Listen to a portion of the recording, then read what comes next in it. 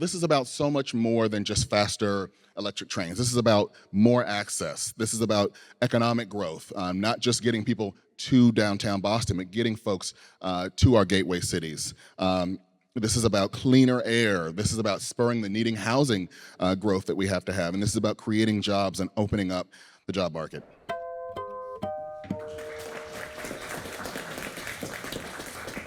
Welcome, everybody, to our 14th annual Street Talk 10-in-1. Thanks for being here. I'm Catherine Gleason. I am one of our interim co-executive directors, and I just want to thank everybody so much for being here tonight.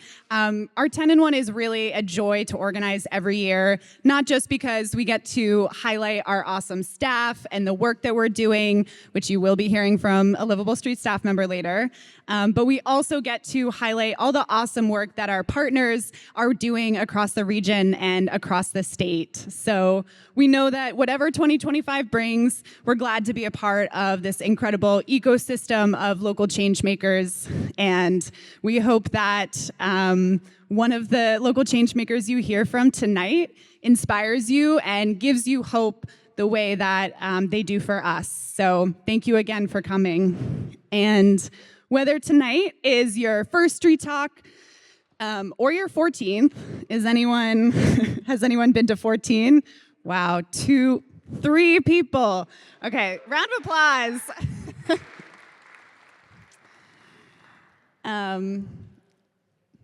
Anyway, that's incredible. 14 years of Street Talk 10-in-1s. We hope you enjoy tonight and this opportunity to celebrate and recommit to the work ahead. So it is my pleasure to introduce our first speaker, who is Secretary Tibbits-Nutt, who is the Secretary of Transportation and the Massachusetts Department of Transportation CEO, who will be talking about the intersectionality of safety and empathy. Come on up. Thank you. And thank you for having me back. I think I was here in 2021. And I think I did it in under time. So let's see if I can do that again. All right, time is starting now. So safety is a really big part of what we do and a thing that we spend a lot of time talking about. This number you see up here is the fatalities as of today. This slide has had to be changed 3 times since Monday. Yes. And having to do that, having to keep looking at the database and being like, okay, sorry, you need to send a new slide back. Okay, sorry, you need to send a new slide back. I did check this right before coming over here, so hopefully it doesn't go up by the time I'm done. Last year we had 343. It is only December 4th. So what are we doing about it? And how am I able to get real-time data?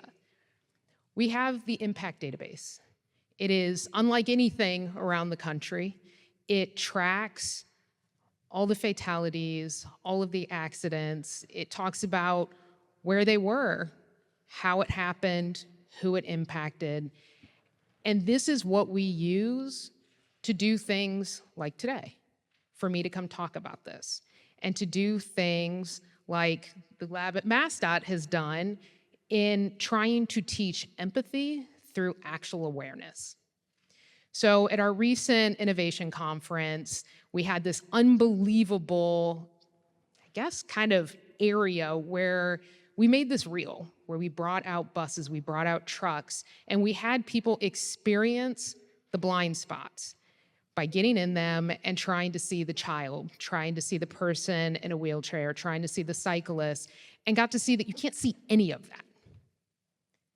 Then the other thing we did is we had people put on a suit that limited their mobility and had them try and get through a crosswalk to see what that was like. And this was much more impactful than anything else we've ever done. You can look at the legislation, you can look at the rules, you can look at the reports, you can look at the maps. That doesn't do anything to the degree that that did. And I've been doing this decades. I've been working in this field. I was blown away. It's blown away. And I know all the data. And if someone like me is blown away, I can only imagine what it is like for your average person. The average person that is driving on our roads every day, looking at their phone, driving too fast, messing with the screen in their car, texting, turning around, doing all of these things. I see it on the roadway every day, and anyone else, independent of what you're on a bike, you're walking, you see this every single day. And we are literally watching it in action on this dashboard. Just this morning, I was on Sturo. I get to work very, very early in the morning, and I see a car accident. On Sturo, 2 cars slammed into each other. One of them slammed into the side. Air flag deployed, blood, the whole 9 yards. Luckily, no one died. But this is the kind of stuff we're dealing with, and the big thing is trying to get through to people. How can we make you drive safer? How can we make you pay attention? And it's things like this, talking about this, but putting them in those shoes is even better.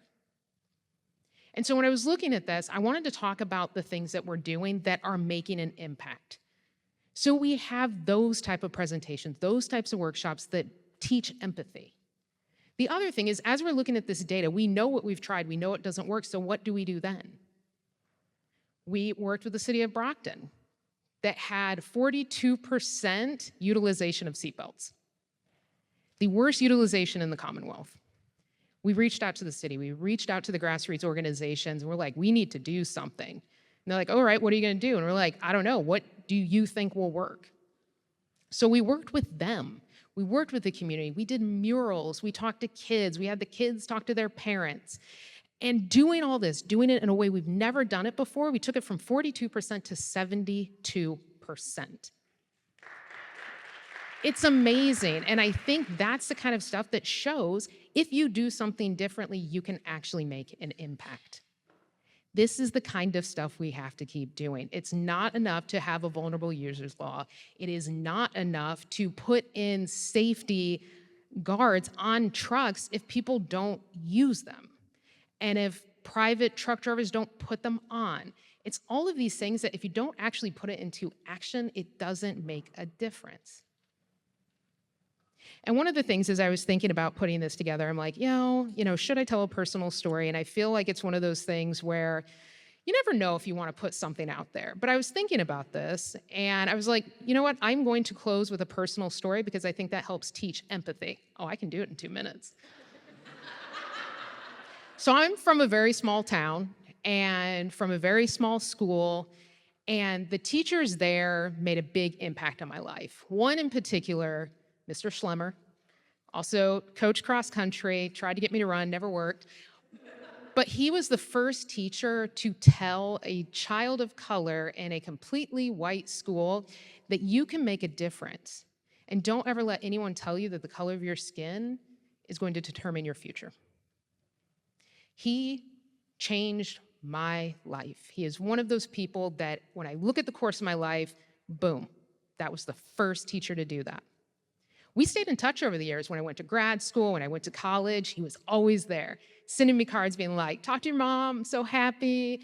And he was just amazing. Then I get a phone call. You can't cut me off on this one, I'll be quick.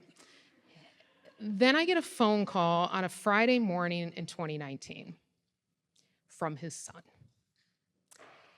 And he was like, hey, I don't know how to tell you this. And I'm like, what happened, Zach? And he's just crying. I've known Zach since he was a kid. I used to babysit him, and he's just crying. And I'm like, what? Are you okay? What happened? And he was like, Dad's gone. I'm like, what? He was in his 50s, so I'm just like, well, what happened? Because if he had been sick, Lord knows my mother would have told me and everyone else on Facebook. So I was like, but what happened? And he was like, well, Dad was out biking. Biked his entire life. He was out biking, and a drunk driver in a U-Haul truck came around a corner, never saw him, hit him, killed him, never stopped, knew he did it, kept driving until he finally got into a town, stopped at a gas station. They're like, your windshield's cracked and covered in blood. What happened? He lasted till he got to the hospital. He was life-flighted there. And then he fought for another 8 hours. This man not only changed my life, he changed the life of thousands of people. My school had 600 people. 4,000 showed up to his funeral. 4,000. And the money started pouring in, and his family donated all of it to help other families who had been impacted by drunk driving because it destroyed their lives. And so when I talk about this number, this is the number, but it doesn't count the hundreds and thousands of people who their lives ended that day also. So when we talk about empathy, when we talk about it being personal, it is. And so the thing I want to leave you with, please, please put your phones down. Please slow down. Please wear your seatbelt. Please, God, don't get in a car if you are inebriated. And please don't let anyone else in your life do it. Because that was in 2019. And I don't think there's a week that goes by that I don't think about him. And preparing this, I had to close my door, cry, wipe the tears, get back out, because I knew I had to tell you this. So thank you. I hope it kept it close to 7 minutes. Please be safe on your way home. Please watch for cyclists and pedestrians, and please be safe this holiday season. Thank you.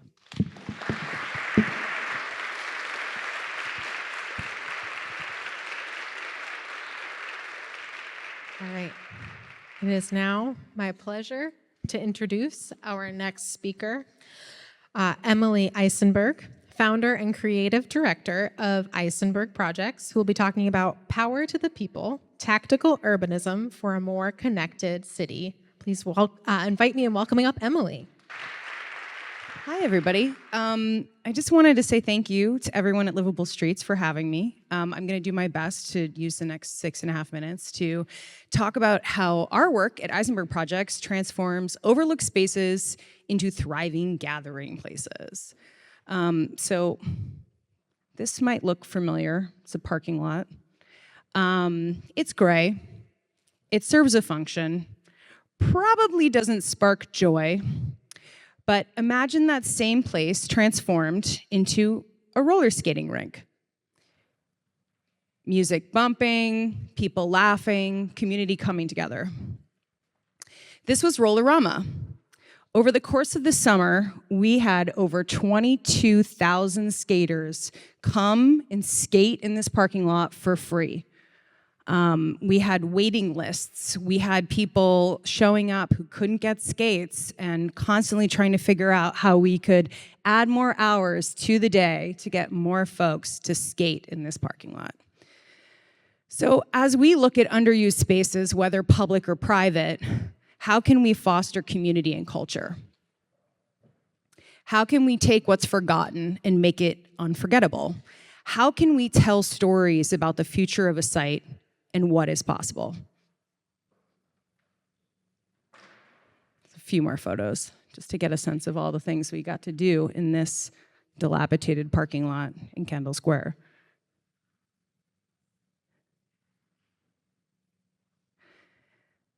So our approach is rooted in tactical urbanism, low-cost, high-impact strategies that reimagine the built environment. It's a methodology that prioritizes people, experimentation, and storytelling. It's kind of more of a philosophy than just doing things and seeing what happens. How can we empower individuals and communities to see their environments differently? So for example, over the last 9 years, we've been working in Lower Alston. We have been looking at this series of parking lots, wide streets that are underutilized as just a pedestrian dead zone. And throughout the last 9 years, we've been transforming this with programming, events, tons of public art, and installations to bring people together and to create more cultural, dynamic opportunities, and create actually a great opportunity for us to bring the community to be part of the dialogue of the future of the neighborhood, which is a kind of cornerstone of our work. So none of this work happens in a vacuum. It requires a ton of collaboration between property owners, city officials, designers, and most importantly, the people who use the space. Our work with the city of Boston, crossing over here into Open Newbury, is kind of an epic collaboration of many kinds, because we have to deal not just with the city, with the police department, with the transportation department, with all of the small businesses, the residents, and all of the restaurants, and you name it. There's just a lot of people that have to come to the table to make this one day, or shall I say 12, over the course of 1 year happen. And for one day, this bustling commercial street becomes a pedestrian paradise. There's no cars, there's no barriers, just people walking and enjoying their city and meeting neighbors. And it is wild, because I constantly do hear about people meeting people who live in the neighborhoods that they live in on Newbury Street.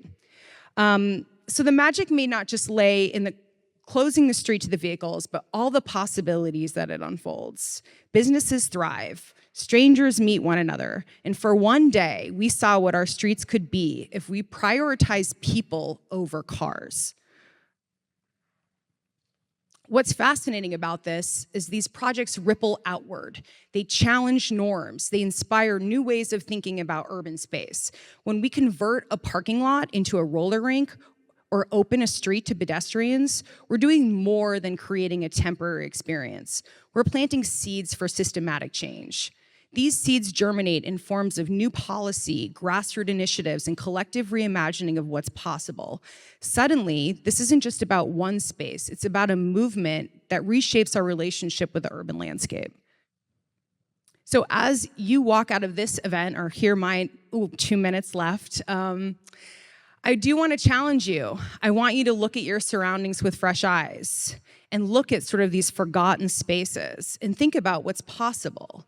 Myself, personally, I didn't know any of my neighbors. I moved to Watertown a couple years ago and decided the best way to do it is to close the street down for a block party. And that's exactly what we did. And through the course of this committee forming this block party, I had the opportunity to meet almost every single person on my street. And now we actually have like a group chat for anything that could possibly be needed in any given day, which has been wildly rewarding.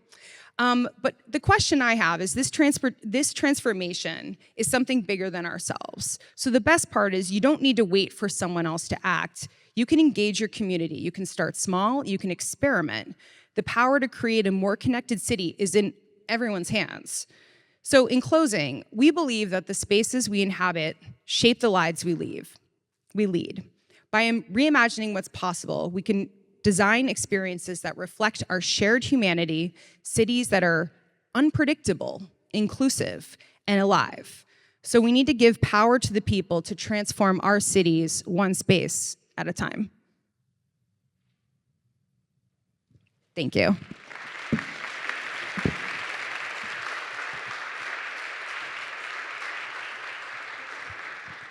Thank you, Emily. One more round of applause for Emily. And now I'm excited to introduce our next speaker, Jared Johnson, Executive Director of TransitMatters, who will be speaking about how the commuter rail is doing well, but he wants it to disappear. Thank you. All right. Hello, everyone, and bear with me. I have a lot of slides, but hopefully this will go. All right. So excited to be here with you today to talk about how, even though I'm about to tell you a lot of wonderful things happening at commuter rail, everything about it needs to change. But first, a little background. Commuter rail actually started here. Not really, but the Boston and Worcester Railroad sold discounted tickets for frequent riders, or commuted tickets. But commuter rail wasn't really a thing, and you can see that by looking at the D line. It was just rail. It was used for local trips, it was used for commuting medium distances, and it was used for long distance. And again, you can see that by looking at that really ornate station that's a lot better than being let off in the middle of Huntington Ave. But they were slowly replaced by trolleys as those became more frequent and were built all over, sometimes literally, other times just the next street over. And then commuter rail entered I call it its Mad Men era. Cars started becoming more popular, and so it really focused on getting, let's face it, men downtown and then back to the suburbs at night. But then as times changed, as jobs moved to the suburbs, as women started entering the workforce, we really demanded flexibility, but the different commuter rail companies really didn't respond to that. They really kind of doubled down, and their strategy failed. And so the T had to take over these private railroads. But in that process, over the next 40 or so years, they fixed up stations, they double-tracked, and they reopened sections of lines. So the Framingham line became the Worcester line. And so today, the T is the fifth largest commuter rail agency in terms of ridership. 394 stations, 394 miles, 137 stations. And so in 2019, the commuter rail was riding pretty high, but then COVID happened, and ridership dropped about 95 to 99%, but who's counting? But then something remarkable happened. The T regained more than 90% of its ridership. I think this is a little bit old, and so that's the top among the large agencies. But I really want to drill down. Let's focus on the Fairmount line. The Fairmount line is actually doing better than before COVID. It has 150% of its pre-COVID ridership. And I think during a shutdown, it actually got up to 193%. Why? Well, more service. The T moved to having hourly service across most of its lines. And on the Fairmount line, a couple of years ago, it actually got to 45 minutes. And earlier this year, it got to 30 minutes. So how did we get there? TransitMatters will take a little bit of that credit. After the Heart to Hub started in, I think, 2015 or so, leaders from Providence expressed their interest in having, express trains similar to that. And we said, well, wait a minute. If we just adopted world standard best practice, we could have trains that are just about as fast as express trains without having to skip stops. So what are those best practices? It's faster, more reliable electric trains, faster, accessible boarding, getting rid of constraints, having the flexibility to leave when you want to, which actually people value more than speed, and having easier connections on the other side. And so we push this with reports and with meetings and more meetings and more meetings. But we can't take all the credit. About 40 years ago, advocates in Roxbury, Dorchester, and Mattapan fought to ensure that the temporary diversion service that was added along the Fairmount line, once that became permanent, that it was going to better serve the communities, particularly the communities of color, that it ran through, often without stopping. And so the Fairmount Indigo Transit Coalition started that fight, and it wasn't a short fight.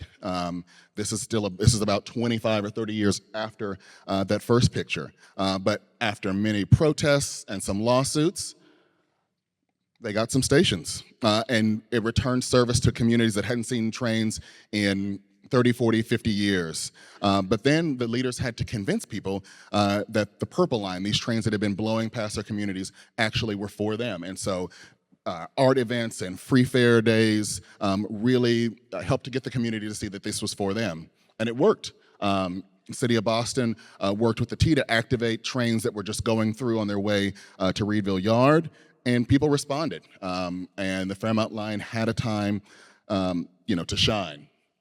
And so we see that clearly more service means more riders, but, we're not finished yet. There's still a long way to go. And so, we'll talk about why, and I talked about some of the parts of commuter rail, but why is it, the parts of regional rail, but why is it important? It means more reliable trains. It means travel times that are cut dramatically, and less time waiting between trains.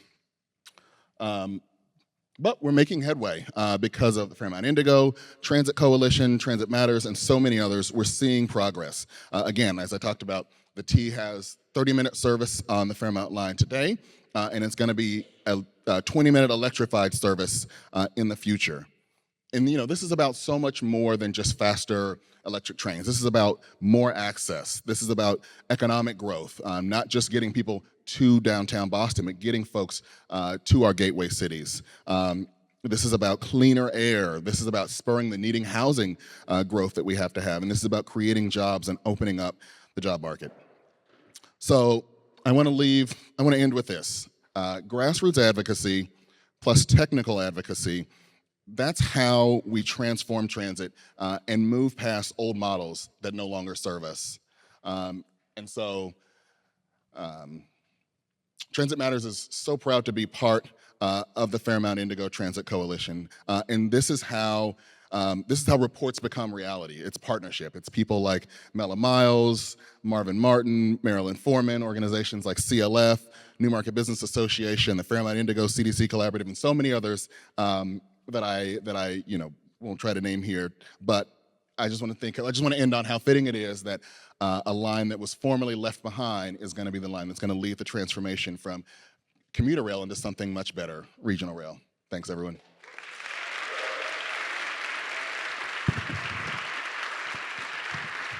Thank you so much, Jared. Another round of applause for Jared.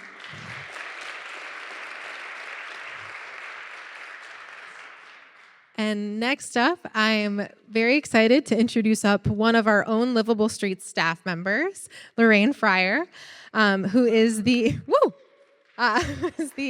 Senior Content and Culture Manager at Livable Streets. And Lorraine is going to be teaching us all how to create a co-housing community in 10 easy steps. And I know I am excited to learn. So thank you, Lorraine. Thank you, Michaela. Good evening, everyone. My name is Lorraine Fryer. I'm part of the Livable Streets team, and I'm also a founding member of Bay State Cohousing, which is one of the newest co-housing projects in the greater Boston area. Oh, I need this thing, don't I? The odds are rough, and the trail can be long, but I promise if you follow my 10 easy steps, you too can create your own co-housing community. The first step is to make sure that co-housing is the right kind of intentional community for you and what you picture when you think about a community you want to live in. There's a whole spectrum of different kinds of intentional communities. On one end, we have communes, which share all the things. They share income and expenses, they share their meals. It's a lot of sharing. And on the other end, we have something like a condo where maybe you share your washing machines or your recycling disposal. And after a couple of years, maybe you recognize the other people in the hallway. Co-housing is right in the middle of that. Everyone has their own private unit where you have all of your own life. But when you step outside the door, you have a community there waiting for you. You have shared resources. At Bay State Cohousing, we have rooms based on the interests of our members. We have an art room and a music room where there's a brass quartet a couple times a week. We have, as with all co-housing communities, a huge dining room and kitchen where once or twice a week, we like to make a meal and eat together, and they're very well attended, and the food is amazing. So you've decided you want to be part of co-housing. You have to specify your vision a little bit more. How big a community are you imagining? Are you thinking of 12 households? Are you thinking of 50? Do you want to be out in the bucolic pastures out in rural Massachusetts, or do you want something a little closer to public transit? Do you want to have a community where people can age in place amongst each other, or do you want something where you're picturing kids running around? Once you've honed down on your vision, you need to find, I don't know what happened to that picture. You need to find people who share it. And there are a lot of people interested in co-housing in the Boston area. You just have to go out and find them. We went to festivals in the communities we were interested in moving to. We held open meetings and we held social events in parks. And we found all of our people there. Then you have to find your location. Do you want to be out, as I said, in beautiful rural countryside? Do you want something more suburban? Do you want something a little more urban, something a little more dense? We ended up deciding to go with an urban model because we wanted everyone to have access to resources and not have to drive there. We were looking largely north of the Charles River. We looked in communities like Medford, Malden, Arlington, Everett, trying to find a site that was big enough for what we needed that we could afford. Here are a selection of some of the many, many sites we looked at, and we ended up finding a perfect little spot right in Malden Center. So, this next step, anyone who's ever purchased a piece of land or a house, you know how this goes. It's very simple. There are 3 simple steps. Say them with me. First, you learn to juggle. Then you sit around tables. And then a hand pops out of a door and gives you a coin. Okay, for real though, it is complicated. Different co-housing groups have used different strategies to buy their sites. Some co-housing groups have a householder member who has the cash on hand to purchase the entire site and then loan it back to the community. Some communities, everyone pools their resources to buy the land, and some communities need to go to a bank and say, hey, we're doing this project, will you help us out? We did a combination. I swear they were lined up when I made this. We did a combination of those bottom 2. We all pooled what resources we had according to our own abilities and made that the down payment for our land loan, and then we had a construction loan, and now most of us have mortgages. Next step is to find your professionals. A lot of people like the idea of designing their own community buildings, but I promise you, DIY gingerbread house is not the way to go. You want to find someone who knows what they're doing, who's just as excited for your vision as you are. You want to shop around, find the right architects, the right contractor, and they will be with you every step of the way. And it's good for them too. Our architects actually even won an award for designing our building. This next step, I'm not going to get into. Probably most of you know just as well as I, it is complicated. It is a lengthy process. It can, you don't know how long it's going to take. Might as well have some dinner while you're waiting. But eventually, you get your permits, and then you can build. Hot tip, don't build during a pandemic. We broke ground in February 2020. But we did break ground. We dug a hole. We put some concrete in it. We put the walls on top, and we built our building. We also used it as an opportunity to advertise to sell our last few units in case someone in the larger Malden community wanted to join our slightly smaller part of the Malden community. While the building is happening, it's going to take a couple years. You want to keep the community strong, have dinner together, have game nights, talk about the things that are going to come up when you're all living together. And then the building is done, you move in, you paint. Congratulations, you did it. You built co-housing. Thank you so much. If you have interest in co-housing, feel free to find me during the break. Cohousing.org has tons of resources, and you can go to baystatecohousing.net to learn more about our project. Thank you. All right, and I'm very excited to invite up our next speaker, Giovanny Zuniga, who is the transit justice organizer for GreenRoots, who will talk about inclusive transportation beginning when communities are part of the conversation. Welcome up, Giovanny. Good evening, everyone. Inclusive transportation, when communities are part of the conversation. Transportation systems must connect people with opportunities, resources, and jobs. However, some public transit decisions not consider the community daily lives. This has promoted inequities and left too many people behind. Inclusive transportation is not only about moving people or vehicles, it also involves the common resident in processes that affect their mobility options. My name is Giovanny Zuniga, and I'm proud to work as transit justice organizer from GreenRoots, a leader environment justice organization located in Chelsea. Thanks for this invitation to participate, and it's a big opportunity to learn, share, and build together as part of unified community. As I mentioned, a truly inclusive transportation system must strive to connect communities with opportunities that improve quality of life, promote equity, reduce social and economic disparities, and support environmental sustainable development. Communities must be actively engaged at every stage of the process, from initial plans to implementation and continuous evaluation.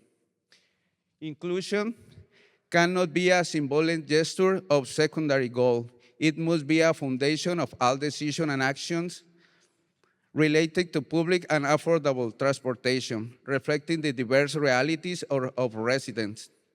Only empowering communities to lead in the process, we can create a transportation systems that serves better. In Chelsea, other cities around Greater Boston, like Chelsea or East Boston, have shown incredible resilience. These communities have been fighting against eviction, urban displacement, industrial and coastal area contamination, as well as air pollution. For this reason, GreenRoots is proud to work with them, leading with care and always putting people where being first. As you know, these cities have confront long-standing issues related with displacement and gentrification.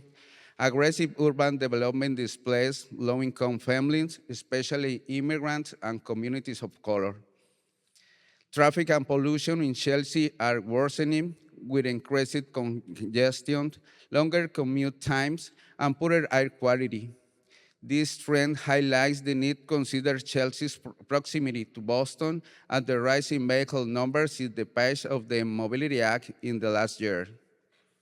And the last, language and information barriers not is just about having a translated document. It's about generating truth with the residents so they feel safe seeking information or support to different programs. As you know, in Chelsea, in addition to this long-term challenge, have major road infrastructure projects with a significant environmental impact on the city and its residents. For example, the lead paint on Tibbits Bridge, a long-term project lasting until 2027 poses a high risk of lead contamination affecting nearby residents as paint removal releases harmful particles. Recent closures of the summer tunnel have diverted more traffic through Chelsea, worsening congestion and increasing air pollution and already environmentally burdened city. Ongoing projects bring noise, detours, and disruption to daily life. To address this challenge, it's crucial to prioritize transparent communication, implement mitigation measures for health and environmental impacts, and engage residents to participate in designing realistic solutions. For GreenRoots, work to build strong communities integrate three components. Action for organization. Organizing is the backbone of community strength. It involves bringing people together, building networks, and create collective strategies to address shared challenges. Education provides the necessary tools to participate in decision-making processes and understand policies related to mobility and transportation justice. Official information in right channels communication generates trust in our communities. And the last one, empowerment. True empowerments come when individuals and communities have the confidence and resource to influence decisions that affect their lives. Create this part where community members can share their perspective, propose solutions, and participate in planning and implement processes. GreenRoots, in addition to considering the principles of transit justice, recognize the importance of involving community members in this process. The synergy of life experience, local expertise, and transit justice principles empower communities with a sense of ownership and trust, fostering lasting engagement and collaboration. When residents are involved in planning and decision-making, the results are transformative. The mindful work with communities bring significant achievement for the community in Chelsea and in Boston, winning fire mitigation, preserving the 112 bus route that served the isolated neighborhood, the dedicated bus lanes on the Tobin Bridge through Chelsea's downtown, and build a strong Chelsea Public Transit Task Force. And we keep working with our community for strength our community, participate with mobility initiatives, empowering through education, and building a stronger advocacy network, advocacy for equity con local governments, transit authorities, coalition, and legislators.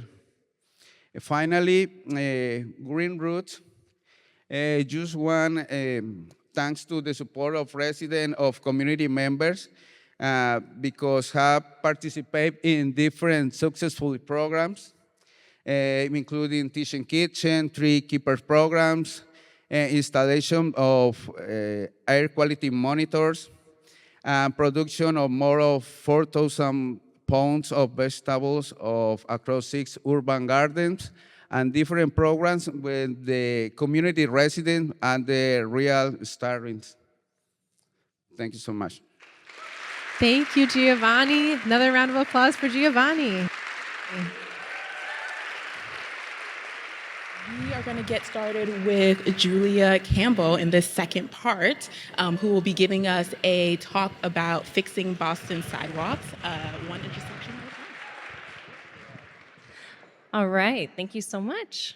Hi, everybody. Returning from our intermission. I'm Julia Campbell, Deputy Chief of Streets for the City of Boston, and I'm just going to give you an overview of what the heck we're doing out there on our sidewalks in the City of Boston, trying to fix them up. And I need to figure out which direction this goes in. That's the one. Okay, so quick overview of what I'm going to be covering. Just generally, how do we decide how to make repairs on sidewalks throughout the city? Some of the constraints that we are working within, and I'll give you kind of an overview of what we've done this year, as well as what we plan to do next year. Everybody here is going to get a sneak peek of construction season 2025. All right, so we're going to start out with some activities. This might be a familiar sight, hopefully not too familiar. But what do you do if you're walking along in the city, you come across a sidewalk that looks like this, one of these, concrete broken up into pieces, maybe some bricks missing out of your sidewalk, maybe a sidewalk that was like not even really ever finished and it's got some asphalt that's chipping off. What do you do? All of those things are true, but I heard right here, call 311. Yes! Perfect. Right. Please let us know is basically what I'm asking. If you see something like this, let us know. Use the app, call it in, whatever it is. Send us a photo. That's the preferred method through the app. All right, so then what happens? You've let us know that this sidewalk is not okay. Where does it go? It goes into our little system. All right, we've got some heat maps of what is in our little system. The map on the left is a heat map of where we receive requests to repair sidewalks. You might notice it is very hot in some areas and not in some others. What do we think that means? There's a number of things that be going on. There could be just a lot more people walking there, maybe, probably some other things going on too. It's probably people who know how to access the system. It's people who know how to let us know that there's a problem. It's the people with the cell phone that are out there and they have a minute to spare and they're gonna let us know that there's something wrong with their sidewalk. These folks on the left, they probably are submitting multiple requests for the same repair until we fix it, because we see that.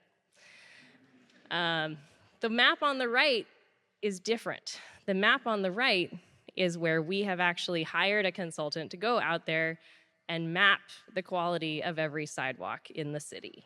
And this is the heat map of how bad is your sidewalk. So if it's really bright and hot, really bad. So it looks like North End is real bad, Dorchester, those are the two kind of worst spots with a little splash across like Roxbury in the middle. Key point here, these maps are not the same. So what that means is we can't just listen to where people tell us to go fix sidewalks, because that would not be equitable. There are a lot of other needs in the city that do not line up to where we hear from people telling us that there's something wrong. So what do we do? That's what we're going to talk about. So let's dive into a little bit more of that data. Here is just a quick look of the map that is actually showing every little piece of data that we have about what is the sidewalk quality across the city. You can see some neighborhoods are clearly worse than others. We also had the super fun game of figuring out how much money is it to fix every single sidewalk and make it green in the city of Boston. Almost $1 billion. We're almost there. We certainly don't have $1 billion right now just to spend on sidewalks. So what do we need to do? We need to prioritize. All right. Luckily, the city got sued a few years ago and told us how to prioritize. So we don't have to worry about that. So back in 2021, the city settled a lawsuit, which was, suing the city over not being ADA accessible, which is true. There's a lot of parts of the city that need to have investment put in them so that people with mobility disabilities can access the city just as any able-bodied person can. The main points of this settlement agreement, which is our consent decree, are in the big letters. Basically, we have to build 1,630 curb ramps per year until we are done. We have the aspirational goal of being finished by 2030. That probably won't happen, but we're just gonna work at it until we get done. And that where we have to put those curb ramps is triggered by a number of things. Basically, anytime we're fixing a sidewalk, paving a street, or changing the street, which does include bike lanes. And it also tells us how we have to prioritize anything that's not like pre-planned work that would already be part of another capital project. So this last bullet that has the plus is how we were able to prioritize. So it basically is things that are, access to transit, density of uses, density of where people live, where are your healthcare centers, where do people go to work? All of those things went into a big GIS analysis, which I'm not gonna show a map of because it's messy, and it came out with these things. So this is where we did work this year. These are the contracts that we had dedicated to these areas to fix sidewalks and ramps in these neighborhoods. We also did ramp fixes with basically a CRM responsive contract that could kind of go around and fix really bad spots where we needed to.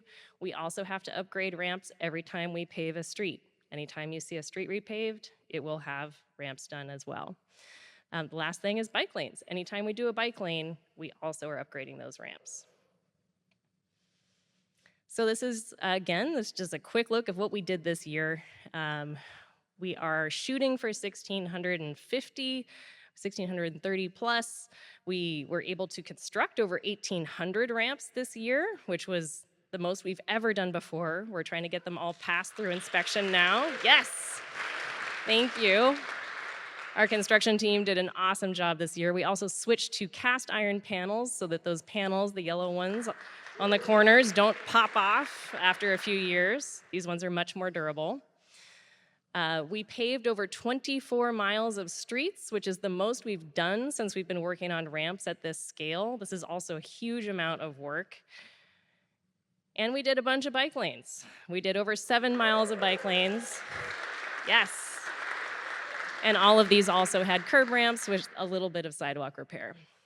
All right, so then going into next year, we basically use that same analysis again. Where are our worst sidewalks and where do people need that access the most? Like basically, where are people walking the most? This is the next round of neighborhoods, kind of the same methodology. The thing that's going to be different in this coming year is we have a construction contract that is fully dedicated to sidewalks, no ramps. That's the first time we're doing that kind of work. And so we hope to knock out a lot of these sidewalks that are just kind of in neighborhoods, but not necessarily connected to a ramp, but really need some attention. So that's what we've got going forward into 25. You'll see us out there. Oh man, I'm the first one to trigger it? Oh, okay. All right. Anyway, these are our main points. Thank you so much. Julia. Another round of applause for Julia. All right, so it is now my pleasure to introduce our next speaker, Liz Clowes, who is the Director of Engagement and Food Forest Construction at the Boston Food Forest Coalition, who's going to talk about a network of 30 food forests in Boston, building a future of environmentally and socially resilient communities. Come on up, Liz. How's everyone doing? Great. All right, so let's see, our first slide. I'm Liz Clowes, Director of Engagement and Food Forest Construction. I'm a landscape architect. My job is to work with communities to co-design and build food forests on vacant lots throughout the city of Boston. So imagine a network all across the city where everyone has access to fresh food that they can pick in their parks. And each of these parks is 7 to 10 minutes away from where you live. You'd have a place to meet your neighbors. These places would be places that are built in ecologically with resiliency in mind. And as you know, as we all know, the climate is changing. And so our most vulnerable residents suffer an unfair heat burden. I think in our last few talks we've heard, and we all know, that places that have fewer green spaces also suffer climate challenges. So imagine a network of these places where people get to work together and plant beautiful spaces. There are places to harvest fruits and vegetables and places to learn, and these are the third spaces. So anyone can go there as they would at work or to their places of worship, or they'd come here. That's what our goal is. We act at the intersection of racial justice and climate resilience. What that means is that most of our parks are located in underserved communities in Mattapan, Roxbury, Jamaica Plain, throughout the city. And we work with primarily folks of color, but folks, all sorts of folks. If you live in any of these communities, you have access. And that's what this is about, that everyone has a fair chance to have a clean, green space. Let's see, the first food forest was found at Eggleston Square, where a group of neighbors saw a vacant lot, and it had old tires and old cars and lots of trash, and people wanted to get together, and they said, hey, let's clean this up. Let's clean this up. Let's bring vibrancy to the community. Maybe let's plant some trees. And together they transformed the site. Here you can see, the really local hand-painted signs, grapevines, and inside is a permaculture system, a way to design a food forest that mimics a real forest. So there's a tall canopy trees, such as you would see that create shade. There's a layer of fruit trees. And those trees are things that we all know, like apples and peaches and cherries, but there are also pawpaws and persimmon and medlar and some of the other varieties that folks you may or may not know, but we offer those as well. And then berry bushes, again, things that people know, and these spaces are totally open to everyone in the community. So you don't need a lot, you don't need to reserve space, they're just open to all. And this is a story of resilience. So the photo on the left is that same lot before it was transformed. And on the right, you can see folks are enjoying themselves, working with each other to plant. In planters, and in this particular site, planters are elevated so that everyone has access. And folks from all walks of life work together, and I can attest it's a wonderful, beautiful thing I get to do every day. And this is that lot, it's aerial shot.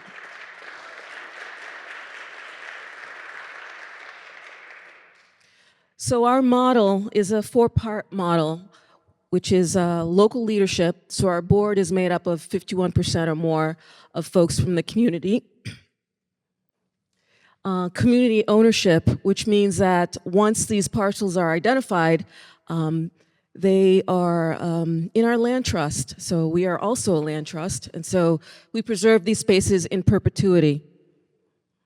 Nature-based design, these are ecologically, stormwater management, solar panels, local vegetation, native plants, permeable paving, and sometimes no paving. And stewardship and education. So these lots are cared for by the community. And so we offer education, workshops like pruning, or they could be workshops like herbal workshops where you're learning how to make tea and enjoying. And these are some photos of some sites that have been transformed. The one on the left is one of our smaller sites, permaculture, all the plants work together. And the one on the right is one of our newest sites. And you can see there's a stage in the middle, a little book place, lots of paths, and educational signage, and solar panels, and water capture. Here's 2 more sites. This one is in Dorchester, Ellington, and our largest site is at the Boston Nature Center. Just checking.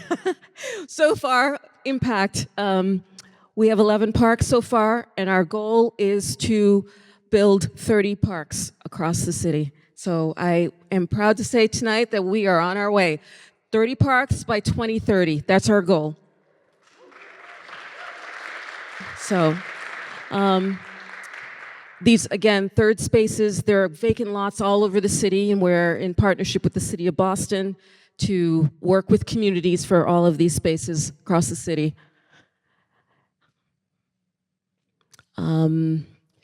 Let's see, we have staff as well to support as the backbone for each of these sites, so we offer training. We're also expanding our staff, and our goal is to get to that 30 sites. And as in closing, a metaphor for how people can work together is the permaculture. This is a plant guild where you have trees and shrubs and plants all working together for a vibrant space. And that's it. I tried to speak really slow, actually. I'm usually a pretty quick talker. So thank you. Thank you, Liz. Another round of applause for Liz. Without further ado, I will welcome up our next speaker, who is Reynaliz Herrera. Reynaliz is the director, composer, scriptwriter, lead performer. That's a lot of titles, Reynaliz. Of Ideas Not Theories, who's going to talk about Reynaliz Herrera's bicycle music and her company, Ideas Not Theories. So without further ado, welcome up Reynaliz. Hi. Hello, everybody. Thank you for inviting me. So yeah, I'm Reynaliz Herrera.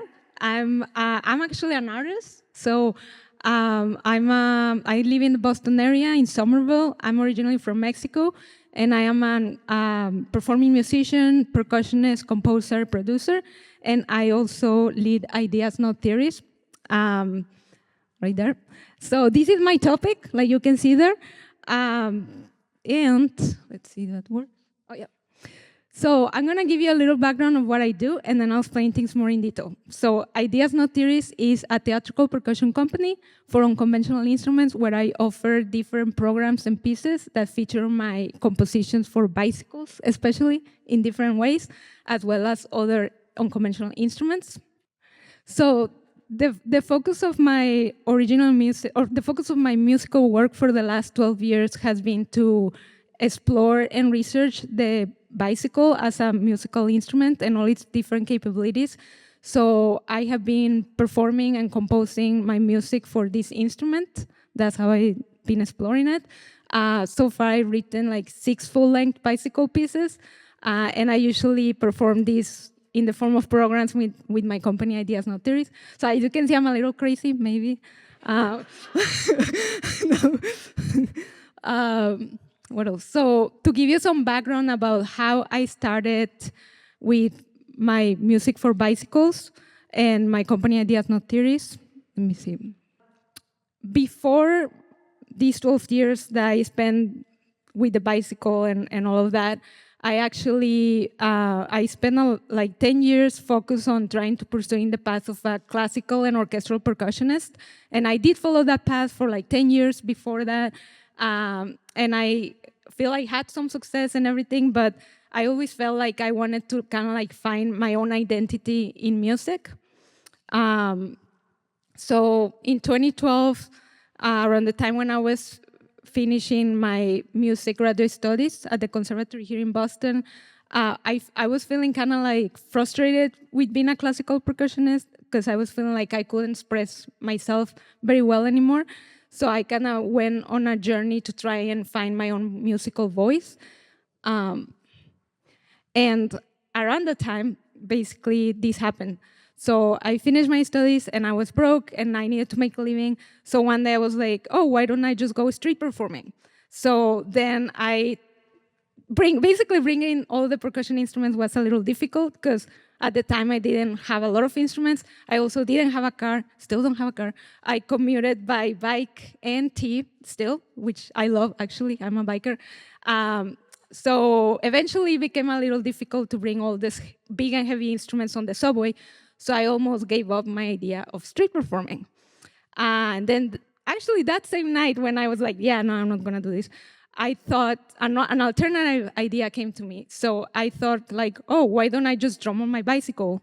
And that way I don't have to bring all the instruments and I can just bike to my destination. So I became obsessed with that, obviously, because it's been 12 years. And after all, I did end up doing that, ended up going street performing for a while. I used my bicycle as the instrument, and I biked to my destinations. And also, around that time, I spent a lot of time exploring the bicycle sounds. I cataloged them. I created an inventory of all the bicycle sounds, created the musical notation for it. And basically, that was kind of like the start of my journey that will take me to explore the bicycle this obsessively, as you can say. And at that time, I also started writing my first bicycle composition, which I will eventually perform with my company. And there, you can see the first performance, actually, 12 years ago. So that was the beginning of my bicycle music and Ideas Not Theories. So going back, I'm going to explain more in detail what I do with the bicycle. So again, Ideas Not Theories, a theatrical percussion company. I offer different programs. All of them involve the bicycle as a musical instrument in different ways, but I also incorporate some other found objects like water, tap and body percussion, brushes, sprayers, also marimbas, drums, and I have used a boat also and a bridge. Eventually explain 12 years with the boat, next 12 years. So here are all of my different bicycle programs, like you can see. So I'm gonna explain each one of them. The full stage show, like you can see there, looks a little funky, is theatrical. So I perform all the unconventional instruments that I said, and I mix them up with a storyline, physical theater, physical comedy, original characters, like you can see there. So it is kind of like my take on the bicycle combined with theater. And then I have an educational and interactive show where I basically it's educational for kids, directed for kids. So I have an educational narrative, activities, and all of that with all these instruments. I have a bicycle orchestra, so that's my full-scale adaptation of some of my bicycle music. So here you can see 6 bicycles and 7 performers on stage. This was actually at Illuminous Boston here in downtown, so it was a really cool experience. And here I kind of use the bicycle in the format of an installation or pop-up performance. I also have a bicycle rock band, so think any genre, I'll have it. I have a bicycle rock band where I perform my original songs for 3 bicycles, a guitar, sometimes a bass, and I also perform covers of rock songs and pop songs for this instrumentation. I have a bicycle beats, which is a solo piece for bicycle, and here I can explore the virtuosic capabilities of the bicycle. And this is my newest piece, a concerto for solo, bicycle, and orchestra called Bike Concerto. This is the premiere. Thank you. So this is a concerto that features the bicycle as a soloist, accompanied by a strings and woodwinds orchestra. And here I try to explore each of the bicycle sounds in more detail. So I basically dedicated, time. Well, I'll just show you some photos and you can find my information here. You can find videos there, yeah. Thank you.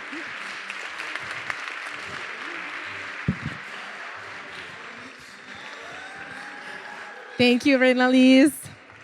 Another round of applause for Reynaliz.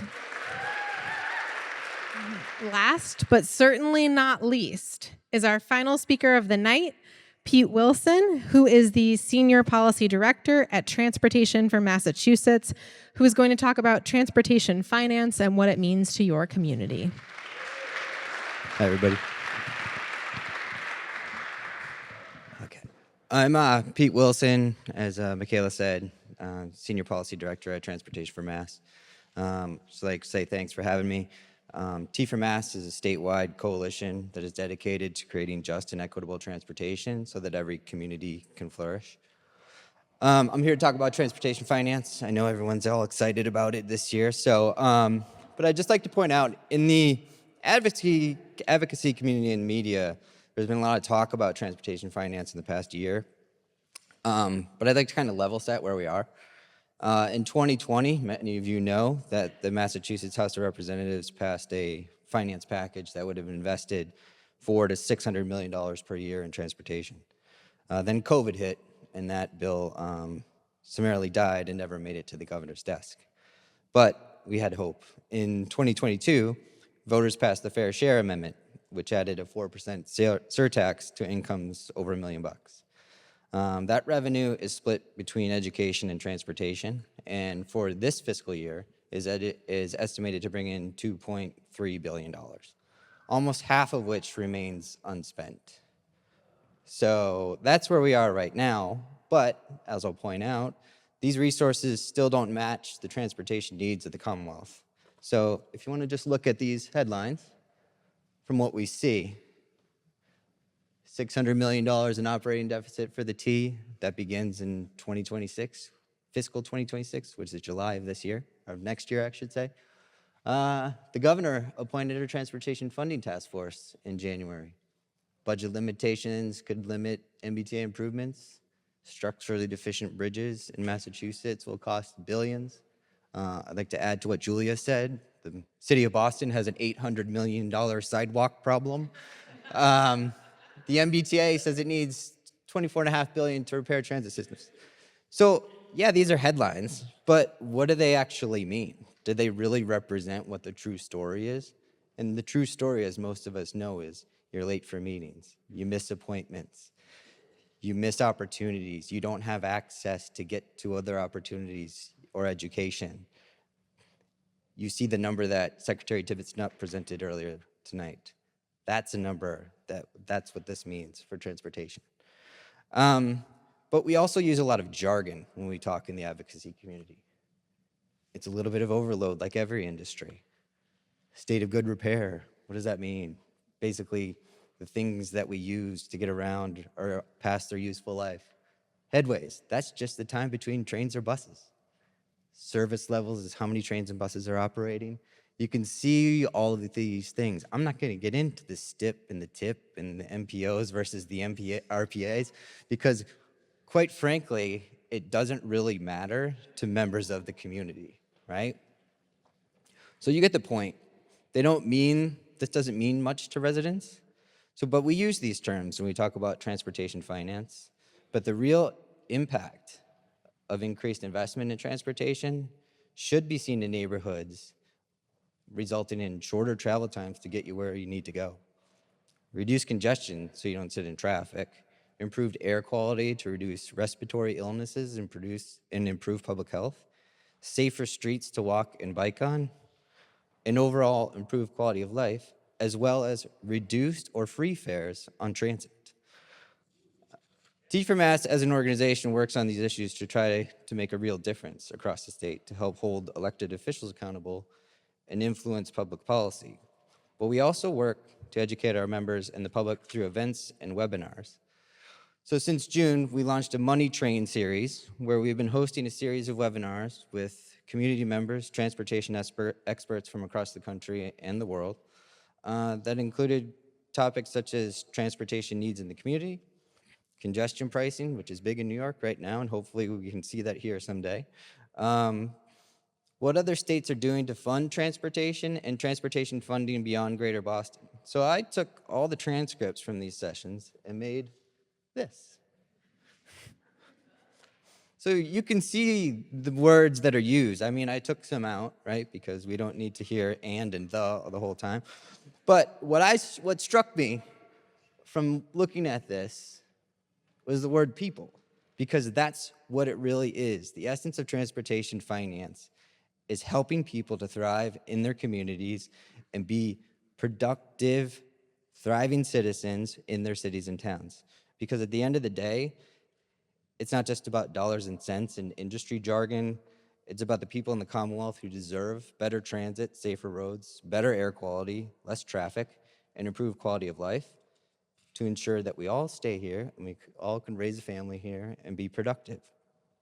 And if you really want to get in the weeds on transportation finance and hear from additional experts from around the world, please go to our website, because the Money Train will continue in January, March, February, and see the recordings from our series so far. And then we're also launching, actually tonight concurrently, the People's Caravan, which digs into the history and impacts of transportation injustice, which is a contributing factor of how we got here in the first place. And I'll just end on this. It's going to take all of us working together to turn all these headlines and jargon to make real change. Thank you.